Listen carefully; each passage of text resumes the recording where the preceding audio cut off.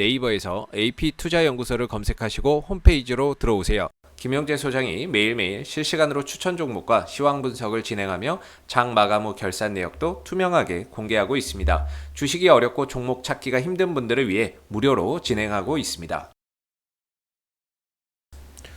안녕하세요. 오늘 페노션 함께 살펴볼 AP투자연구소의 이세훈 전략팀장입니다. 코드 번호는 028670번이 되겠고요. 현재 시각 7월 7일 1시 14분을 지나가고 있습니다. 현재 1%대의 소폭의 상승 흐름들 보여주고 있는데, 페노션에 대해서 간략하게 설명드리면 이 회사는 이제 해운 사업을 주력으로 하고 있고요. 이와 더불어서 이제 곡물 사업까지 추가적으로 좀 진행을 하고 있는데, 전체 매출의 거의 대부분 한 80% 정도는 거의 이제 해운 부분에서 발생이 되고 있다. 해운업에서 발생이 되고 있고, 나머지 한 20% 정도는 곡물 사업이라든지 기타 사업에서 발생이 되고 있는 부분이죠. 그래서 보편적으로 이제 페노션은 이제 해운사라고 보시면 될 것 같은데요. 해운사도 이제 어떤 배를 주력으로 운영하느냐에 따라서 또 나눠지게 되는데, 이 회사는 이제 주력이 벌크선을 주력으로 하고 있는 회사가 되겠습니다. 보편적으로 컨테이너선이랑 탱커선이나 유조선 같은 거, 그 다음에 가스선, LNG선이나 이런 부분들을 보편적으로 운행을 많이 하는데요. 대표적으로 이제 이 회사는 벌크선을 주력으로 하고 있다라고 보시면 되겠고, 이 벌크선의 매출 비중이 한 60에서 많게는 한 70% 정도 되고 있는 상황이죠. 컨테이너선이 한 10% 정도고, 탱커선이나 아니면 이런 가스선이나 이런 것들은 매출 비중이 그렇게 높지 않기 때문에 큰 영향을 두지 않는다 하더라도 이 벌크선을 좀 주력으로 하고 있는 회사다라고 보시면 되겠습니다. 우리나라의 이 벌크선을 주력으로 하고 있는 회사가 페노션 말고 또 하나가 있는데, 그게 이제 대한해운이죠. 대한해운이 이제 또 벌크선사가 되겠고, HMM이 컨테이너 선사가 되겠죠. 이쪽이 컨테이너, 그 다음에 대한해운은 벌크선사, 페노션도 벌크선사다라고 보시면 됩니다. 물론 컨테이너도 하긴 하는데 비중이 크지 않아서 보편적으로 이런 거는 이제 벌크선사라고 보시면 되고요. 벌크선사들 같은 경우에는 장기 계약이 상당히 많다라고 보시면 됩니다. 특정 기업들, 왜냐하면 이 벌크선이라는 게 석탄이나 곡물이나 철광석 있죠. 그런 것들 실어다 날라주는 배가 되겠거든요. 그래서 그걸 필요로 하는 회사가 한국전력, 그 다음에 포스코, 이런 기업들하고 장기 계약을 통해서 이제 계약을 맺습니다. 그래서 한 5년에서 10년짜리 보편적으로 장기 계약을 맺게 되는데, 이걸 이제 정기선이라고 하게 되고요. 이 정기선 같은 경우는 BDI 지수 상승과 하락에 따른 영향을 상대적으로 적게 받습니다. 그리고 이제 단기 스팟 계약으로 해서 그때그때마다 들어가는 걸 이제 부정기선이라고 하는데, 이 부정기선 같은 경우에는 아무래도 이제 그때그때 따라서 BDI 지수에 따른 영향을 많이 받는다. 상승과 하락에 따른 영향을 많이 받는다라고 볼 수가 있을 거예요. 그래서 전체적으로 페노션의 정기선 매출 비중이 저는 50에서 60% 정도로 알고 있고요. 나머지는 이제 부정기선에서 발생이 되고 있는데, 아까 벌크선사가 대한해운이 하나 더 있다 그랬잖아요. 대한해운 같은 경우에는 정기선 매출이 거의 90%입니다. 90%. 정기선 매출이 90이고 부정기선이 한 10 정도 될 겁니다. 그러다 보니까 이 대한해운 같은 경우에는 BDI 지수 상승과 하락에 따른 실적 영향이 상당히 좀 제한적이다라고 보시면 됩니다. BDI 지수가 올라가도 실적이 개선되는 효과가 상대적으로 적고, BDI 지수가 떨어져도 실적이 감소하는 효과가 상대적으로 적다라는 거죠. 누구보다 이제 페노션보다 상대적으로 BDI 지수 상승에 따른 실적 개선 효과가 상대적으로 이제 대한해운에 비해서는 페노션이 훨씬 더 크다라고 보시면 돼요. 그래서 요새같이 BDI 지수가 꾸준히 올라가는 이런 이제 시장 속에서는 상대적으로 페노션이 대한해운보다 실적 개선 효과가 훨씬 더 크다, 이렇게 생각하시면 됩니다. 그래서 지난해부터 시작해서 글로벌 경기 회복에 따른 물동량 증가 때문에 BDI 지수가 한 1000 밑에 있었거든요. 그게 지금 3179까지 올라왔어요. 그러다 보니까 이 운임 지수 상승에 따른 실적 개선 효과는 상대적으로 대한해운에 비해서 페노션이 훨씬 더 크다라고 볼 수 있겠죠. 실적 개선 효과가. 그래서 페노션이 지금 이 BDI 지수 운임료 상승에 따른 실적 개선 효과 때문에 2분기 실적에 대한 시장의 전망치도 상당히 긍정적이고요. 그 부분을 바탕으로 해서 주가나 이런 부분들이 현재 오름세를 이어가고 있는 상황이다 라고 보시면 될 것 같아요. 근데 요 며칠 이 BDI 지수가 좀 꺾였어요. 네, 좀 쉬어가는 모습을 보여주고 있는데, 그러다 보니까 잘 가던 주가 또한 역시나 조정의 흐름들을 나타내고 있는 상황이다 라고 볼 수 있는데, 기술적인 관점에서 보면 뭐 단기적인 숨고르기 정도의 흐름으로 볼 수 있을 것 같아요.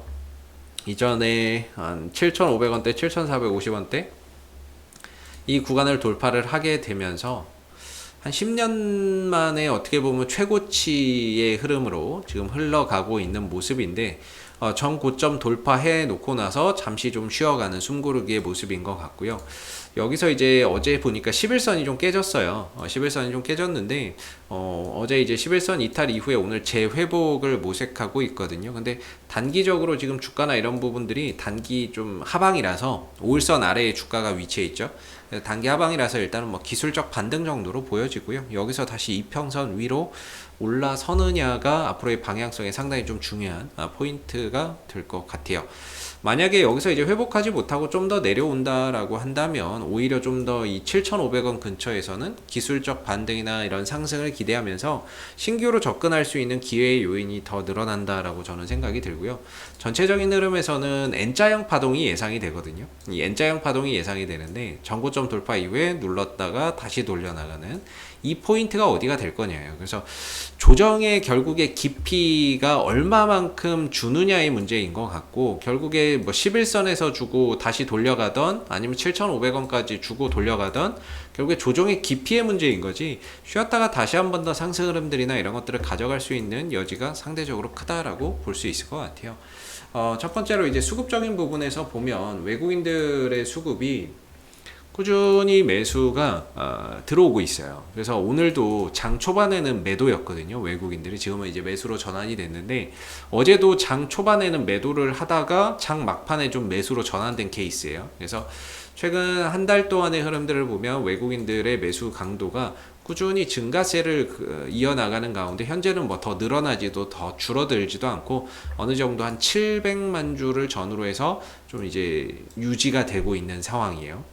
유지가 되고 있고, 기관도 역시나 매수 강도나 이런 부분들이 이전에 비해서 좀 줄어들기는 했지만 여전히 많은 수량들을 좀 보유를 하고 있는 상황입니다. 그래서 수급적인 부분에서는 외인들과 기관들의 매수가 이 상승을 만들어냈다 이렇게 보시면 될 것 같고, 이들이 아직까지 완벽하게 이탈이 되고 빠져나간 것은 아니기 때문에 어찌됐든 다시 한번 올라갈 때 이런 외국인들과 기관들의 수급적인 부분들이 가시적인 역할을 또 할 거라고 봅니다. 그래서 외인들 수급도 있고 기관들의 수급도 있고, 오늘 같은 경우도 그렇고 요 며칠 동안은 외인들의 매수세가 다시 또 이어지고 있는 모습이다 보니까 크게 뭐 아직 뭐 단기적인 조정 정도로만 생각하고 보시면 좋을 것 같고요.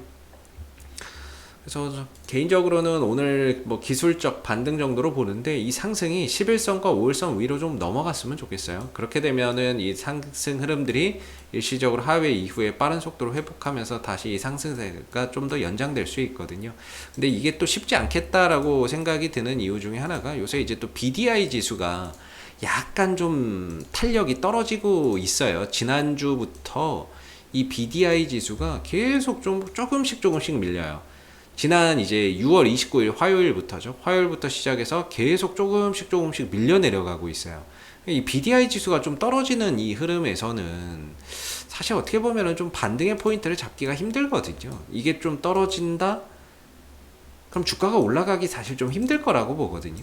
BDI 지수가 좀 돌려 나가면 거기서 자연스럽게 이제 페노션이 슈팅을 가져가는 것은 뭐 당연한 건데, BDI 지수가 떨어지고 있는데 주가가 올라간다는 부분들은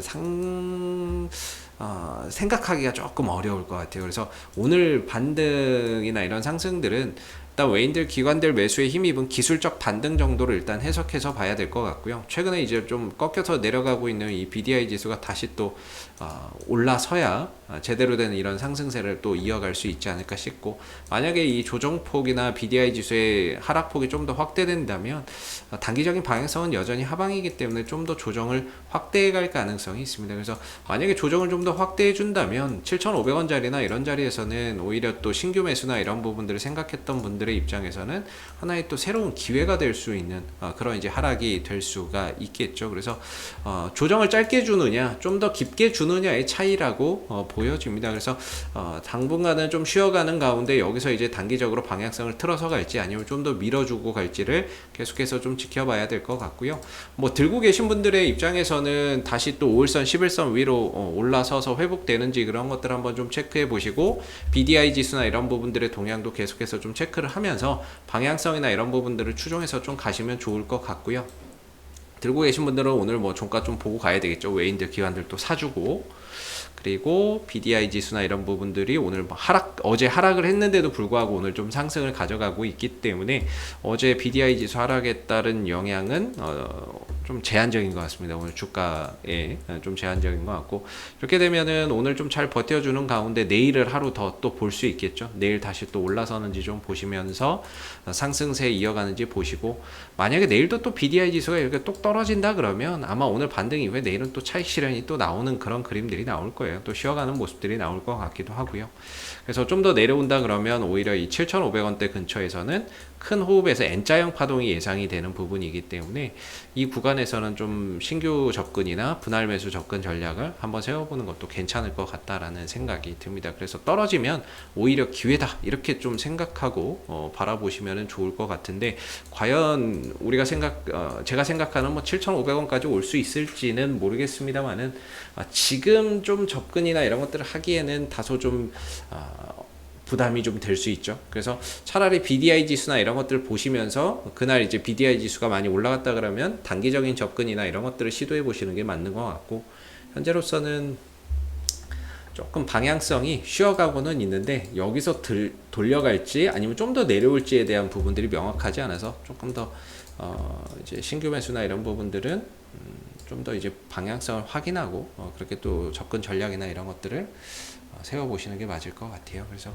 오늘 뭐 한 2%대까지 상승폭 키워가고 있는데, 거래량이나 이런 것들 봐도요, 이전에 이렇게 매수세나 이런 것들이 굉장히 강하게 들어왔어요. 강하게 들어왔고 최근에 이제 좀 조정을 보여주고 있는데, 전체적으로 하락하고는 있지만 거래량이나 이런 것들이 크게 동반되지 않는 하락이기 때문에 이거는 뭐 그렇게 큰 의미를 둘 필요는 없을 겁니다. 재차 또 상승 흐름을 가져가면서 거래량 또 터트려 가면은 또 정고점 넘어가는 건데요.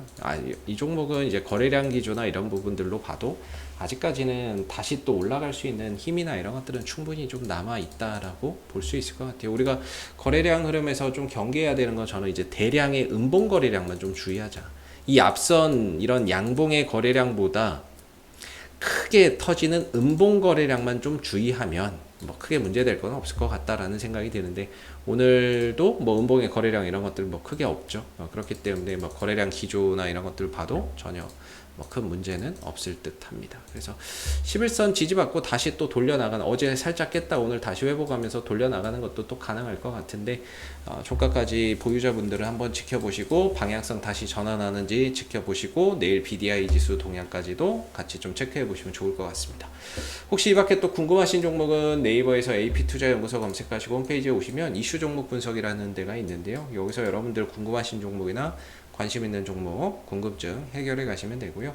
가운데 무료 추천 종목 있죠? 예, 무료 추천 종목에서는 매일 아침 9시에 무료 추천주 누구나 볼 수 있게끔 다 공개되니까요. 필요하신 분들은 이 메뉴를 활용해 보시면 되겠습니다. 마지막으로 테마주 검색기인데요. 테마주 검색기 같은 경우에는 저희가 개발한 어플리케이션이 되겠고요. 그날 시장의 주도주와 또는 주도 테마주를 한눈에 파악할 수 있게끔 해주는 어플리케이션입니다. 모바일 버전과 PC 버전 두 가지가 있고요. 여러분들 다운로드해서 무료 어플이니까 다운로드해서 사용하시면 분명히 주식 매매하시는데 많은 도움이 되실 거라고 생각이 듭니다.